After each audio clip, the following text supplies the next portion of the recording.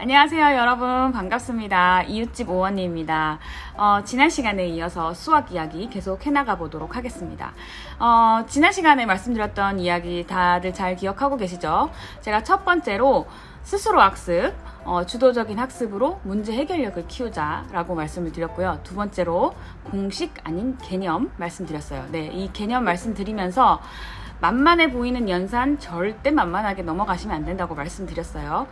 바둑돌을 활용을 하든 큐브나 레고 그다음 스티커를 사서 붙이기를 하든 구체물로 많이 직접 경험할 수 있도록 그렇게 도와주셔야 됩니다.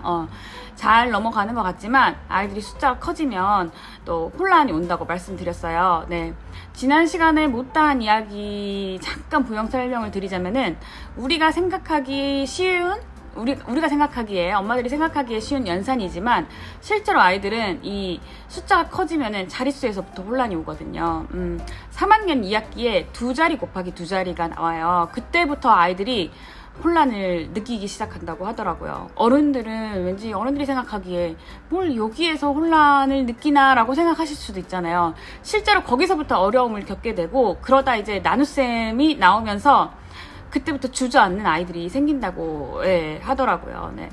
그러다 이제 4학년 1학기에 나눗셈이 3자리 나누기 2자리가 나오거든요. 그때 주저앉게 된대요. 그 나눗셈 때문에.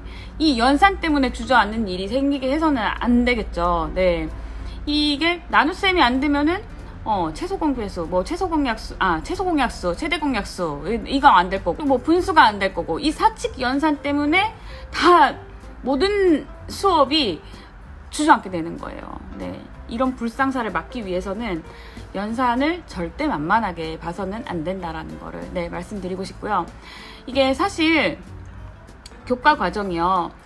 예를 들면 2학년 2학기에 처음 그 곱셈이 나오거든요. 그러다가 3학년 1학기에 또 곱셈이 나오고 3학년 2학기에 곱셈이 나오고 숫자가 한 자릿수 커지면서 이렇게 나오는데요. 사실 간격이 되게 몇 달간의 간격이 있잖아요. 2학년 2학기에 시작하면서 9월에 예를 들면 곱셈이 나왔어요. 3학년 1학기에 곱셈이 나오죠. 3학년 2학기에 또 곱셈이 나오죠. 그러면 이 몇 달간의 간격 동안 이 아이가 이거를 차근히 잘 해놓지 않으면은 앞에 배웠던 걸 다 잊어버리게 된다는 거죠. 다 잊게 되면은 구멍이 생길 수밖에 없는 거예요. 그 간격을 잘 메워주셔야 된다는 거죠. 그리고 교과서가 그렇게 친절하게 상세하게 개념에 대한 설명이 나와 있지가 않아요. 그리고 학교에서는 또 어느 정도의 진도는 또 빼야 되기 때문에 그런 개념적인 것들을 충분히 이해하고 넘어갈 만한 것들을 집에서 엄마들이 조금 도와주셔야 될 것 같다라는 생각을 해보았습니다. 네. 절대 만만하고 우습게 봐서는 안 되는 그런 연산입니다. 아시겠죠? 지난 영상 못 보신 분들은 지난 영상 꼭 보셨으면 좋겠고요. 그리고 내 아이의 연산이 조금 부족한 것 같다, 잘 봐야겠다라는 생각이 드시는 분들은 책 한 권 소개해 드릴게요. 제가 지난 시간에 알려드렸던 이 책은 미취학 기준으로 미리 준비하시는 마음으로 연산의 접근법을 알려드린 책이라면 좀 놀이 위주예요. 이 책은 1학년 1학기부터 4학년 1학기까지 교과 과정에 따른 연산 내용이 중점적으로 나와 있어요. 만일 자녀분이 연산이 부족한 것 같은데 어디에서 구멍이 났는지 모르겠고 잡아주려니 어떻게 해야 될지 잘 모르겠다라고 생각하시는 분은 이 책 보시면 됩니다. 엄마의 수학 공부라는 책이고요. 현직 교사 선생님, 초등학교 교사분이 쓰신 엄마의 수학 공부, 이 책 보시면 됩니다. 네. 자, 오늘 말씀드릴 내용은요. 세 번째죠. 선행 아닌 현행, 그리고 심화입니다. 네. 진짜 이거는요.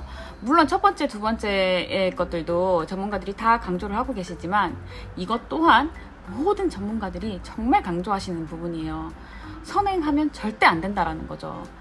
아니, 저는 실제로 우리 딸아이가 이렇게 좀 느리게 받아들이니까 도대체 선행은 어떻게 나가는 건지, 애가 그걸 따라갈 수 있을까? 저는 제 입장에서는 조금 의아한 부분이긴 하더라고요. 네. 도대체 어떻게 하는 거예요, 선행은? 자, 선행을 류승재 선생님과 최수일 선생님 모두 양아치 학습이라고 표현하시거든요. 심지어 류승재 선생님은 학원에서 심화를 안 시키고 선행을 시키는 이유가 심화를 가르치는 것보다 선행을 가르치는 게 쉽기 때문이라고 그렇게 써 있더라고요. 예. 최수일 선생님은 인지 발달 과정에 맞게 절대 학년을 거스르는 선행을 해서는 안 된다라고 말씀을 하셨어요. 네. 수학은요, 천천히 가는 게 아니라고 해서 저도 정말 천천히 갑니다. 네. 구멍이 있는 것 같으면 그 개념들 그림 하나하나 그려가면서 다시 다 하고 간다고 제가 지난 시간에 말씀드렸어요. 네. 또 이제 류승재 선생님은 심화를 정말 강조하시거든요. 네. 심화를 초등부터 접해봐야 문제 해결력을 키울 수 있다고 이렇게 말씀을 하셨고요.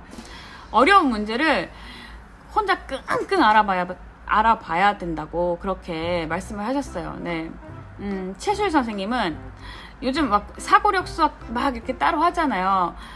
사고력 수학을 키우기 위해 따로 무언가를 하지 않아도 이 심화를 하게 되면 사고력이 저절로 키워진다라고 그렇게 말씀을 하시더라고요. 그리고 심화 문제집은 아이가 70% 이렇게 풀 수 있는 정도의 문제집을 고르라고 하시더라고요. 네. 3학년 이상이라면 미리부터 사실 필요는 없어요. 3학년 이상이라면 류승재 선생님의 초등 심화 공부법이라는 이 책을 보시면 심화를 어떻게 지도를 해야 되고, 그리고 최소한 이 정도는 알아야 된다라는 그런 문제까지 다 예시로 나와 있어요. 네, 지도 방법이 다 표기가 되어 있고요. 그래서 3학년 이상의 자녀를 두신 분이라면 이 책 추천드리고요. 저희 집도 이 책 보면서 매일 하루에 한 문제씩 그렇게 해나가고 있거든요. 그리고 최근에 나온 책인데요. 열려라 심화 초등수학이라고 류승재 선생님이 심화 문제집을 내셨어요. 우리가 보통 심화 문제집 하면 디딤돌 교재 많이 사용하시잖아요. 여기 초등수학 심화 공부법에 있는 내용들이, 이 책에 있는 내용들이 여기에 들어있어요. 예. 그리고 여기는 심화 아닌 기본 개념을 점검하기 위한 문제가 있고요. 예. 여기에 나와 있던 예제가 여기에 설명으로 또 나와 있기도 해요. 네. 네, 일단 이렇게 얇고요. 얇아서 애들한테 왠지 심적으로 부담을 안 줄 것 같은 그런 문제집이에요. 그래서 우리가 원래 이제 최상위 수학이랑 이렇게 비교를 해보면은 두께에서부터 이렇게 차이가 나거든요. 네. 그래서 이 선생님 말씀으로는 불필요한 거 다 빼고 딱 정말 필요한 것만 담았다라고 그렇게 말씀을 하시더라고요. 네. 이 심화 같은 경우는요, 이 류승재 선생님도 3학년 심화가 제일 어렵다고 하시더라고요. 근데 진짜 어려워요. 네. 저도 어려워서 미리 공부해요. 네. 제가 또 이럴 줄 몰랐는데 또 제가 이렇게 애가 풀기 전에 먼저 풀어보는 그런 엄마가 됐습니다. 네. 저도 공부해요. 굉장히 어렵고요. 물론 이렇게 심화 문제집을 해나가는데 집에서 쉽지 않습니다. 무조건 모르겠다고 하거든요. 근데 이걸 생각해서 해보라고 하는 게 쉽지만은 않아요. 그래도 하루에 한 문제라도, 두 문제라도 달래가면서 겨우 하고 있고요. 네 번째, 아이가 익힌 개념을 직접 설명하게 하기. 네, 이거 굉장히 다들 강조하시더라고요. 네, 이게 남에게 설명을 함으로써 개념이 명확해진대요. 제가 지난 시간에 잠깐 언급해드렸죠. 수시로 개념적인 부분들에 대해서 대화를 나눈다고. 네, 그래서 제가 막 엄마 이거 좀 가르쳐줘 그러면은 엄마 다 알잖아 막 이래요. 그러면은 제가 동생한테 좀 가르쳐 주라고 얘기를 하거나, 아니면 아빠 너무 배운 지 오래돼서 까먹었대, 아빠한테 좀 가르쳐 줘 막 이렇게 얘기를 하거든요. 예. 그럼 이제 6살 동생한테 가르쳐 주라고 하면 이게 듣는 사람이 꼭 100%다 알아듣지 않아도 괜찮대요. 그냥 듣는 사람이 청중이 있고 설명만 하게 해주면 된다고 하더라고요. 그래서 뭐 나눗셈 같은 경우도 되게 간단하지만 그거를 명확하게 똑같이 나누는 이 중요한 포인트가 있는지 없는지 그런 거를 이제 확인을 해야 되니까 동생 좀 가르쳐 줘봐 제가 매일 뭐 이런 식으로 하거든요. 세상에, 그랬더니 우리 6살 아이가 나눗셈을 할 줄 알게 됐어요. 저 선행시킬 마음이 없었는데 이 언니 덕분에 우리 둘째가 또 이렇게 커가네요. 네. 네, 본의 아니게 선행학습을 시키게 되었네요. 네. 실제로 아이들이 선생님 놀이 되게 좋아하잖아요. 막 책 같은 것도 선생님 따라서 이렇게 흉내내면서 이렇게 집에 와서 하고 이러잖아요. 네. 그래서 선생님 놀이 하게 해주면 될 것 같고, 저도 이제 본격적으로 해서 화이트보드를 하나 큰 거 사려고요. 그래서 이제 동생 좀 가르쳐주고 아빠도 가르쳐주고 엄마도 가르쳐주는 그거를 선생님 놀이 할 수 있게 그렇게 해보려고 합니다. 그리고 문제집을 보통 여러 권을 사서 푸는 게 좋은지 한 권을 반복해서 푸는 게 좋은지 다들 궁금하잖아요. 네. 최수희 선생님은 여러 문제집보다 한 권 문제집을 반복적으로 푸는 게 좋다라고 그렇게 말씀을 하시더라고요. 그래서 실제로 수능 만점자 중에 뭐, 예, 물론 그분은 되게 특이한 케이스긴 하지만 수학 문제집 한 권을 8번씩 풀었다고 그렇게 인터뷰를 했대요. 이제 그는 그 수능 만점자는 굉장히 뛰어난 사고가 있기 때문에 이거를 같은 방법으로 풀지 않고 다르게 풀 수는 없을까? 이런 것들을 계속 생각을 해서 뭐 풀었다고는 하지만 뭐 물론 그 한 가지 방법만이라도 우리 틀린 것들을 계속 반복해서 푸는 거를 다들 강조를 하시잖아요. 그래서 뭐 오답 노트도 만들고 그렇게 하는데 그래서 저도 막 고민을 많이 했어요. 저는 이제 뭐 심화 문제집이나 아니면 응용 문제집 어려운 거 애가 틀린 거 제가 아직 어리니까 워드로 다 쳐줬어요. 워드로 다 쳐서 그냥 내가 너 아직 어리니까 엄마가 이렇게 해주고 너 나중에 크면 엄마가 해줬던 기억으로 네가 해봐라 이런 마음으로 틀린 문제 제가 다 일일이 이렇게 해줬는데 최근에 보니까 규합펜이 있더라고요. 이렇게 쓰고 나면은 일정 시간이 되면 날아가요. 그래서 제가 이거 기화펜을 한번 사볼까? 중고등학생들은 그걸 잘 활용을 하고 있나 보더라고요. 그래서 기화펜도 한번 고민하고 있고요. 또 아니면은 아까 그 엄마의 수학 공부 그 전희성 선생님은 뭐라고 말씀하시냐면은 스캐너를 하나 싼 거 하나 사래요. 그걸 사서 문제집을 낱장 다 뜯어가지고 스캔을 해서 활용을 하라고 그렇게 말씀을 하시더라고요. 그래서 저도 지금 고민 중이에요. 원래는 똑같은 문제집을 2권, 3권을 더 미리 사놓을까 생각도 했다가 스캐너를 어떻게 해? 지금 저도 아직 고민 중에 있고요. 나중에 한번 직접 활용해본 것들은 나중에 또 알려드리도록 하겠습니다. 자, 마지막 5번째는요. 또 독서예요. 네, 100번을 강조해도 지나침이 없어요. 네. 류승재 선생님이 뭐라고 말씀하셨냐면은 유아 시기부터 부모가 헌신적으로 노력해서 초등 저학년까지 독서 습관을 잡으셔야 된다고. 네.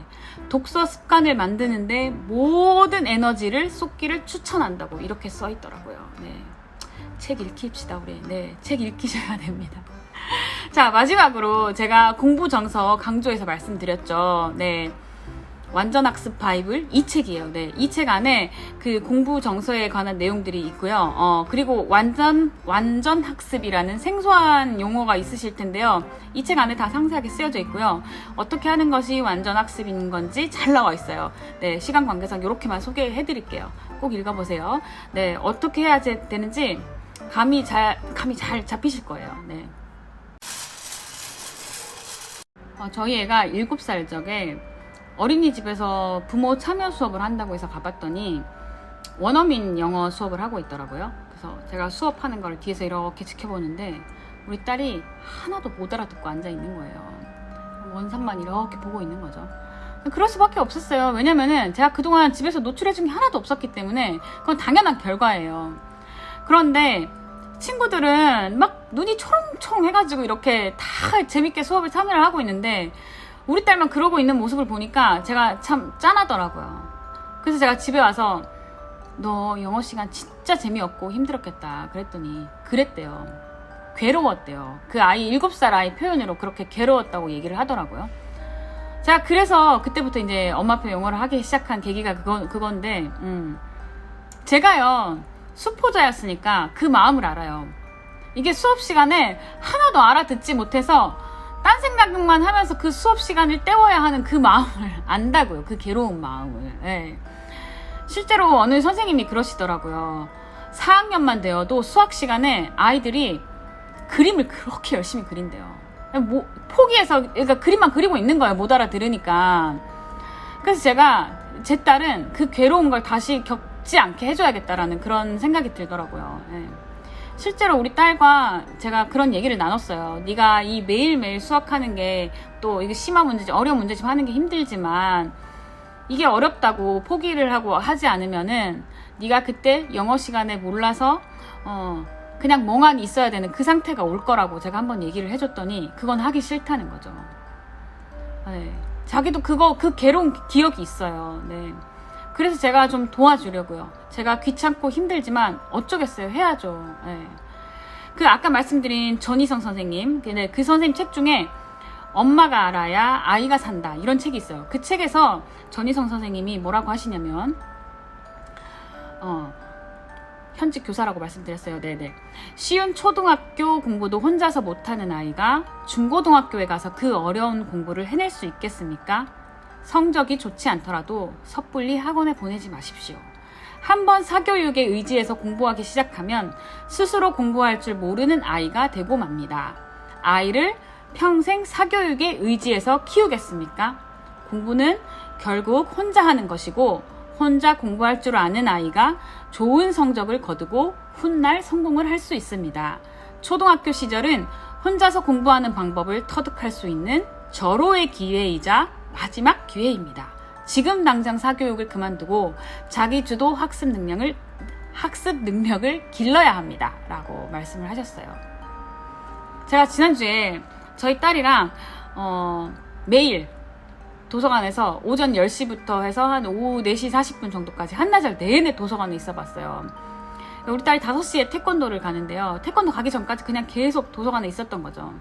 도서관에서 하는 문화센터 프로그램 신청한 게 있어서 그거 수업 듣고 또 책 읽고 점심시간 되면 그 옆에 식당 나가서 밥 사 먹고 다시 또 도서관으로 들어와서 뭐 문제집 할 거 있으면 그 다 싸들고 가서 거기서 하고 이렇게 보냈더니 우리 아이가 너무 좋아하는 거예요. 엄마 공부가 너무 잘 돼.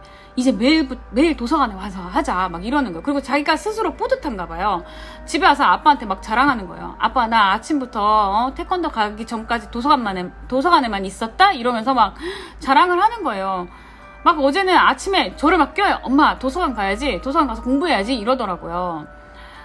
자, 이런 얘기를 제 지인한테 얘기를 했어요. 그랬더니 우리 지인, 제가 아는 지인이 자기 어릴 적의 추억 이야기를 꺼내서 들려주더라고요. 제가 참 감동을 받았는데 그 지인은 지금 대학에서 화학을 가르치고 있거든요. 아빠가 고등학교 졸업할 때까지 도서관에 따라가 주셨대요. 네, 도서관에 가서 도서관 문 닫을 때까지 거기 아빠랑 함께 했던 거예요. 열람실에 가서 자기는 공부하고 있는 동안 아빠는 승진시험 준비를 하시거나 책을 읽으시거나, 네. 그 딸 허리 아플까봐 중간중간 이렇게 데리고 나가서 간식도 사주시고 그런 추억이 잊을 수가 없다라는 거죠. 자기는 그때 그거를 당연하게 받아들였지만 지금 생각해보면 아버님 정말 훌륭하시죠. 그죠? 네. 그 집이요 3남매예요. 3남매인데 막내 동생이 8살 아래 동생이 있거든요. 그 막내 동생이 고등학교 졸업할 때까지 아버님이 그렇게 해주셨다고 하시더라고요. 정말 훌륭한 아버님이셨더라고요. 네. 그 제가 그 지인한테 학원 안 다녔냐고 물어봤더니 학원 필요성을 느끼지 못해서 안 다녔대요. 혼자 공부했다고 하더라고요. 중학교 때 잠깐 다녀봤는데 네, 필요 없어서 그냥 그만뒀다고 그렇게 얘기를 하더라고요. 제가 이 지인의 얘기를 듣는데 뭔가 제 안에서 네, 욕구가 막 끌어오르더라고요. 네. 저도 한번 해볼게요. 제가 공부해온 방법들이 틀렸으니까 제 딸들은 이 전문가들이 말씀하시는 그 방법으로 한번 해보려고 해요. 네, 그 아버님 본받아서 저도 한번 해볼게요. 정말 존경합니다, 진짜. 네. 저도 이거요. 살림 다 내팽겨치고 해요. 네, 살림이 중요한 게 아니잖아요. 근데 다들 저 굉장히 부지런한 줄 아시는데요. 안 부지런해요. 이것만 해요. 사람이 어떻게 2가지 일 하겠냐고요. 네, 뭐 그렇다고 제가 이거를 뭐 하루 종일 매달리고 있는 거 아니고 뭐 길어봐야 2시간 3시간이에요. 이 2시간 3시간도 얘랑 계속 붙잡고 있는 게 아니라 뭐 해놓고 확인하고 이거 하라고 시켜놓고 확인하고 이 정도잖아요. 네. 근데 이거 하고 나면은 사실 그래도 얘한테 또 질려가지고 살림은 하기 싫더라고요. 왜냐면은 왠지 좀 억울한 생각이 들어서 살림까지 하려니까 너무 억울한 생각이 드는 거예요. 그래서 저도 얘 이거 봐주는 거 끝나면 제가 읽고 싶은 책 읽고 제가 하고 싶은 거 하고 그렇게 지내거든요. 원래 제가 사람들 좋아해서 막 우리 집에 놀러와 제가 맨날 밥 해서 먹여주고 막 이런 거 굉장히 좋아했던 사람이거든요. 근데 요즘은 못 불러요. 집이 너무 더러워서 사람을 부를 수가 없어. 제가 결벽증에 막 강박 있는 사람이에요. 정리벽 있고 이런 사람이었는데 집이 더러워서 사람을 못 부른다니까요. 그 지경이 됐어요. 제가 중요한 거는 지금 애 이거 봐주는 게 중요한 거지 이 청소하는 거 이런 게 중요한 게 아니더라고요. 밥도 막 반찬 다 사 먹고 막 애 배달 음식도 많이 시켜 먹고 뭐 그래요. 네. 네, 유승재 선생님이 수학 공부는 습관이래요. 뭐 특별한 왕도가 없대요. 근데 이게 뭐 불과 수학뿐만이겠냐고요. 오은영 선생님이 뭐라고 하셨냐면은 머리가 좋고 정말 뛰어난 아이들이 공부를 잘하는 게 아니래요. 자기 조절력이 강한 아이들이 공부를 잘한대요. 이 자기 조절력이라는 게 내가 하고 싶은 걸 잠시 참고 내가 해야 할 일부터 하는 거, 그게 자기 조절력이라고 말씀하시더라고요. 그래서 제가 제 딸한테 이렇게 자기 조절력을 하고 싶은 거 잠깐만 참으면 되는 이 능력을 키우면 좋대. 너도 이렇게 한번 참아볼 수 있겠어? 라고 했더니 참아보겠다고 하더라고요. 여러분들도 이렇게 딸이랑 이런저런 얘기들 한번 나눠보세요. 엄마의 이 뜻을 진심으로 다 이해하고 받아주더라고요. 네. 수학 힘들어요. 얼마나 힘드냐고요. 우리도 다 겪어봤잖아요. 수학 많이 힘들지. 이 어려운 거 오늘도 하고 있네. 아유, 오늘 또 해냈네. 칭찬 한 스푼 이렇게 얹어주자고요. 네. 제가 엄마표 영어를 하면서 느낀 건데요. 무언가를 꾸준히 하는 행위. 예, 거기에는 장사가 없더라고요. 비록 천천히 가지만 제대로 가고 있잖아요. 천천히 가지만 기본으로 돌아가서 구멍을 채워주자고요. 네. 근데 그거 아세요? 제가 엄마표로 여러 가지 다 해보니까 영어가 가장 쉽습니다. 네. 지금 제 채널 큰일 났어요. 제가 엄마표 영어 이렇게 알려주는 채널인데 이 수학 얘기 막 이런 거에 다들 역시 관심이 많으시네요. 엄마표 영어는 인기가 없어요. 역시. 큰일 났어. 어떡해. 네. 근데 영어가 제일 쉬워요. 영어는 언어기 때문에요. 저절로 습득이 되거든요.